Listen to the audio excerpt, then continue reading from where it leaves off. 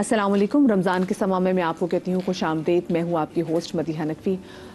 ہم بہت ساری ٹرانسمیشن میں ان کے اپنے مارننگ شوز میں بھی اکثر ماؤں کے حوالے سے تو ضرور بات کرتے ہیں, ماؤں کے حقوق کے حوالے سے ضرور بات کرتے ہیں, ماں کی دعا کے حوالے سے بات کرتے ہیں, ماں کی بد دعا کے حوالے سے بات کرتے ہیں, لیکن ہم باپ کی اہمیت کو اتنا اجاگر نہیں کر پاتے جتنی ہمیں کرنی چاہیے.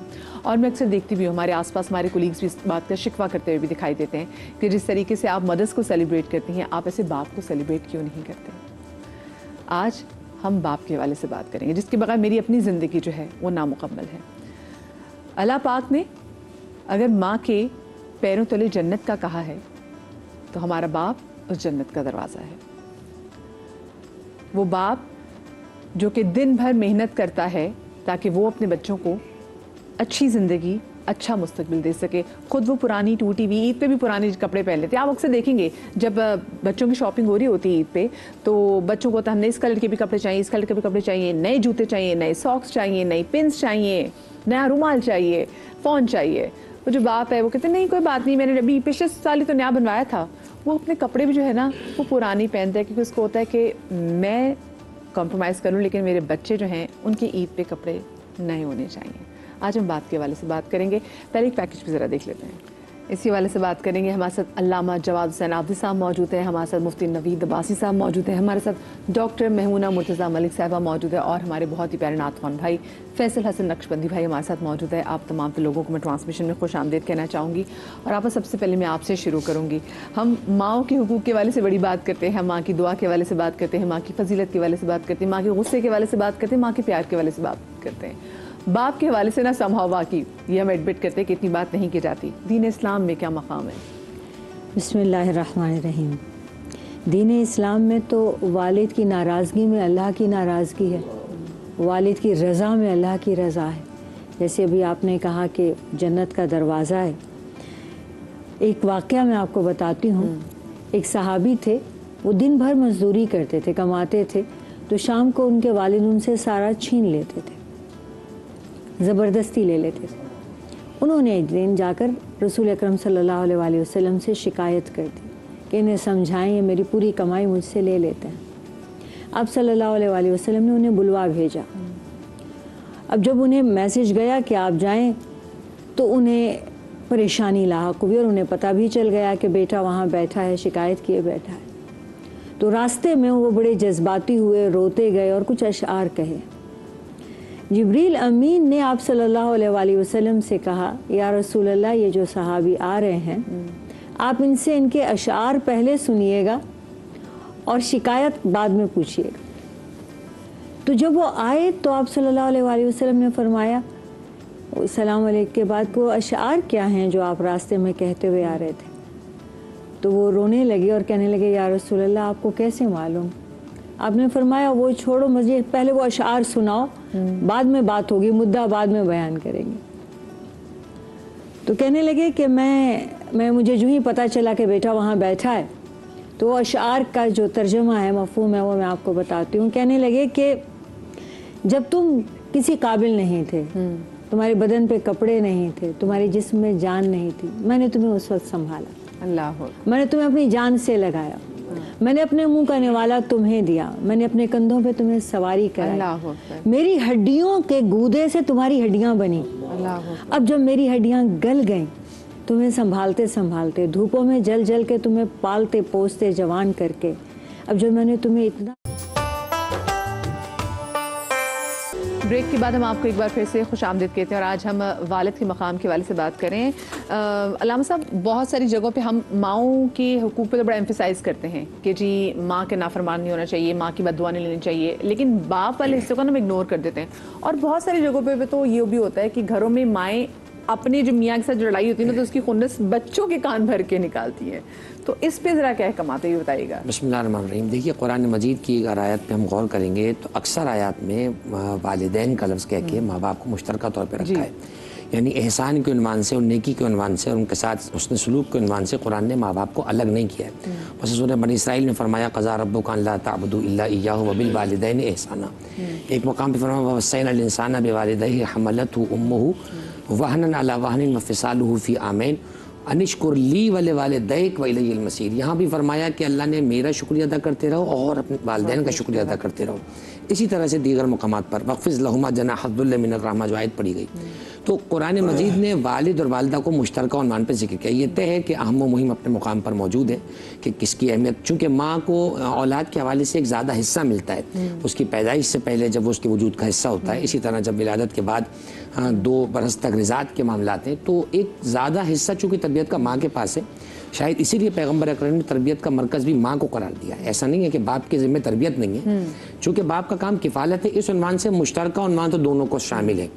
رہی بات روایات میں جب اب آتے ہیں تو روایات میں بھی یہی انداز ملے گا آپ کو. اچھا جواب بھی دیکھیں, آج کل تو ماں بھی کما رہی باپ بھی کما رہا, تو پھر ان میں کیا دونوں ذمہ داری, اگر ماں بھی ایز اے کفیل کام کری تو کیا دونوں پہ ایکول رسپانسبلٹی نہیں آ جاتی؟ بالکل ہے, آ سکتی, لیکن تربیت کا بہرحال حصہ زیادہ ماں پہ اس لیے رہے گا کہ وہ بچپن کا حصہ جو اولاد گزارتی ہے وہ ماں کے ساتھ ہوتی ہے. بچہ ماں کو دیکھ دیکھ کے سیکھتا ہے, تو اس لیے روایات میں ہمیں اس کی طرف ابھارا گیا ہے. مثلا ایک روایت میں آیا کہ بر الوالدین اکبر و فریضتاً, سب سے بڑا فریضہ اگر کوئی ہے تو باپ آپ کے ساتھ نیکی کرنا ہے. ایک روایت میں آیا کہ بر الوالدین من اکرم اتباع, یعنی اچھی طبیعت کی علامت یہ ہے کہ والدین کے ساتھ نیکی کرنے والا ہو. ایک مقام پہ فرمایا کہ لم یجل اللہ ثلاثا لم یجل اللہ فیہن رخصتاً, 3 چیزوں میں اللہ نے رخصت نہیں دی ہے, کوئی چھٹی نہیں ہے. اداء الامانت الی البر والفاجر, امانت کافر کی ہو یا مومن کی ہو اسے دینا پڑے گی, آپ کو واپس کرنا پڑے گا. والوفاء العہد علی البر والفاجر, نیک وعدہ اگر کسی کے ساتھ کیا ہے چاہے نیک ہو فاجر کے ساتھ. اسی طرح فرمایا کہ الاحسان الی الوالدین برین کانا او فاجرین, نیکی کرو والدین کے ساتھ چاہے کافر ہو یا مومن ہو, فاجر ہو یا نیک ہو. تو اس عنوان سے تو اگر آپ دیکھیں گے تو ایک روایت میں اللہ کے رسول سے پوچھا گیا کہ حق کے والدین کیا ہے, آپ نے فرمایا ہما جنتوں کا و نارک, یہی دونوں تیرے جنت بھی ہیں, یہ دونوں تیری جہنم بھی ہیں. یعنی انہی کے سبب سے تو جنت بھی جا سکتا ہے, انہی کے سبب سے جہنم بھی جا سکتا ہے.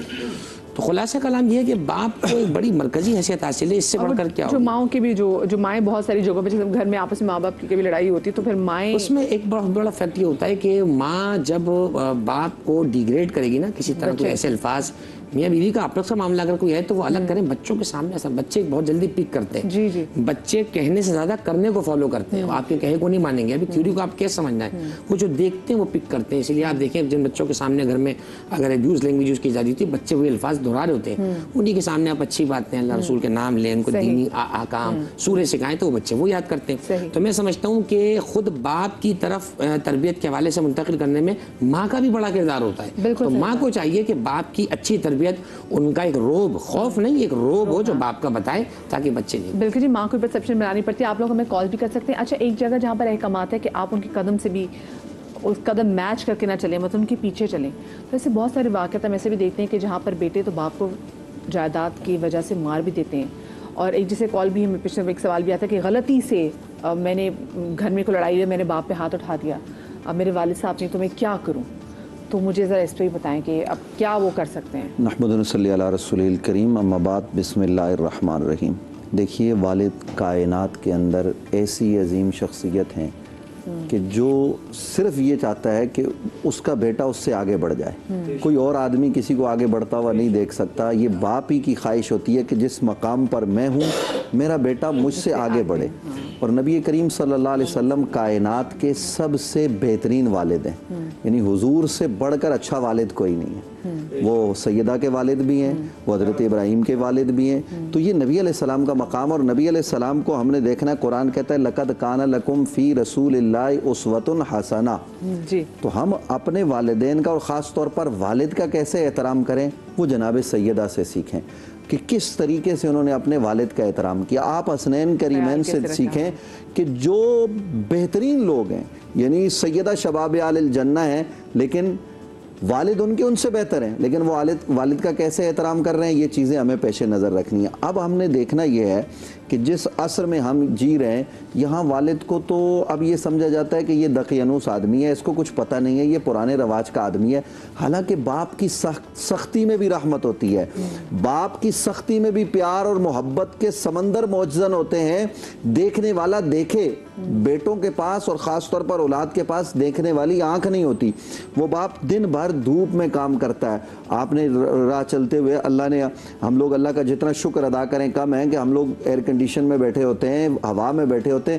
ایسے باپ بھی آپ نے دیکھے ہوں گے جو دن بھر روڈ کی کھدائی کرتے ہیں, پسینے سے شرابور ہوتے ہیں. اور میں نے اپنی آنکھوں سے دیکھا ہے, میں آپ کو سچی بات بتا رہا ہوں کہ شام کو جب وہ 1000 روپے 1500 روپے کی دیہڑی لے کے جا کے نا تھوڑا سا خریدتا ہے تو خود وہ کم کھاتا ہے, زیادہ اپنے بچے کے لیے رکھتا ہے. میں ایسے مزدوروں کو جانتا ہوں, چونکہ میں پورٹ کے قریب رہتا ہوں, ایسے مزدور ہیں کہ شام کو وہ ہماری مسجد میں افطار کرتے ہیں اور وہ کھانے کے لیے یہ کرتے ہیں کہ سالن وغیرہ لے جاتے ہیں تھوڑا بہت, اور وہ لے جا کے اسی کو کھا لیتے ہیں. میں کہتا ہوں بھائی اپنے اوپر خرچ کرو, تو وہ مجھے اکیلے کر کے کہنے لگا سیکورٹی گارڈ کہ اگر میں خرچ کروں گا تو میں اپنے بیٹے کی فیس کہاں سے ادا کروں. اللہ اکبر. یہی بیٹا جب یونیورسٹی سے پڑھ کر یا بڑا ہو جاتا ہے تو وہ کہتا ہے میرے باپ نے میرے لیے کیا ہے. حالانکہ ذرا سوچو کہ اس نے سب کچھ کیا ہے, اپنے اس جسم پر 6 فٹ کے قد پر اس نے سختی برداشت کی ہے, اور سختی برداشت کرنے کے بعد اس نے اپنی بیوی کو, بچوں کو راحت و سکون عطا فرمایا. ابھی آپ نے کہا نا کہ ماں باپ یہ دونوں گھر میں لڑائی جھگڑا کرتے, میں کہتا ہوں اگر ہم قرآن کو پیش نظر رکھیں نا تو ماں اور باپ دونوں کو ایسے مل کے رہنا چاہیے تاکہ بیٹوں کو فرق نظر ہی نہیں آئے, کیونکہ قرآن نے فرق نہیں کیا. جب قرآن نے دونوں کو اکٹھا بیان کیا تو قرآن کہتا ہے دونوں اکٹھے رہیں. ہم پہلے باپ کو دیکھ لیں, حضرت سیدنا آدم علیہ السلام کو, کہ کس طریقے سے وہ اپنے بیٹوں کے لیے شفیق ہے. بیٹا قتل ہو جاتا ہے, حالانکہ وہ جو قتل ہوا ظاہر ہے وہ ناحق قتل ہوا, قاتل غلط ہے, لیکن حضرت آدم علیہ السلام پھر بھی اس کے لیے اللہ کی بارگاہ میں حریص ہیں. حضرت نوح علیہ السلام کو دیکھ لیجئے کہ بیٹا جو ہے نا وہ بالکل تباہی کے دہانے پر ہے, لیکن وہ اس کی ہدایت کی دعا کر رہے ہیں. اللہ کہہ رہے ہیں کہ تمہاری آل میں سے نہیں ہے, وہ الگ ہو گیا. تو اگر ہم یہ دیکھیں انبیاء کو, اہل بیت کو, تو سب ہمارے سامنے مشعل راہ ہیں. بہرحال میں آخر میں ضرور یہ کہوں گا کہ وہ سوال تھا, کسی شخص نے پوچھا کہ جی اب باپ کی زندگی میں کوئی ایسا غصہ ہوا کہ باپ ہاتھ اٹھا دیا, تو اب مجھے ایسے آدمی کو توبہ کرنی چاہیے. اگر والد دنیا سے چلے گئے, موجود ہیں تو معافی مانگے, اور چلے گئے تو استغفار کرے, اور ان کے لیے چونکہ نیک اولاد بنے, اور ان کے لیے جب نیک اولاد ہوگا تو پھر وہ ان کے لیے ثواب کا ذریعہ بن جائے گا اور ہمیشگی والا ثواب ہوگا. تو وہ ان کے لیے مغفرت کی دعا کرتا رہے, اللہ کریم اس کو معاف فرما دے گا, کیونکہ اللہ کی بارگاہ میں سے تو نا امید نہیں ہونا.